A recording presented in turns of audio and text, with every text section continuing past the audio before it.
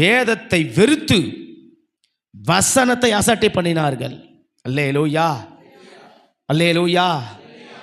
ரொம்ப நம்ம கவனத்தோடு தேவ சபையாராகி ரட்சிக்கப்பட்ட நம்ம ஒவ்வொருவரும் இந்த வார்த்தையை நம்ம ரொம்ப கவனிக்க வேண்டிய ஒன்று.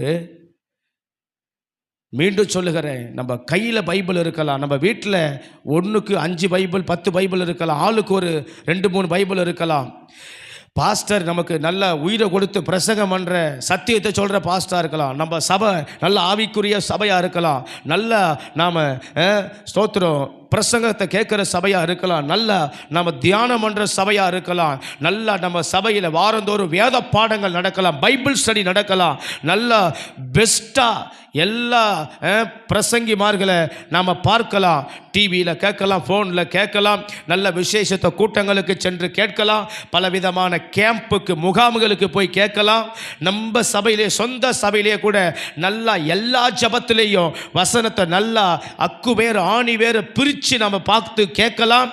தேவ சபையாரே, இந்த சத்தத்தை கேட்கிற உங்கள் ஒவ்வொருவருக்கும் சொல்லுகிறேன், எல்லாம் நல்லா நாம் கேட்டு விட்டு நாம் இந்த வேதத்தின்படி நம்ம நடக்காமல் போய் விடுவோம் என்று சொன்னால், நாம் கேட்டவைகளுக்கு, கேள்விப்பட்டவைகளுக்கு, வாசித்தவைகளுக்கு நாம் எல்லாமே இந்த வேதத்தை வெறுத்தவர்களே.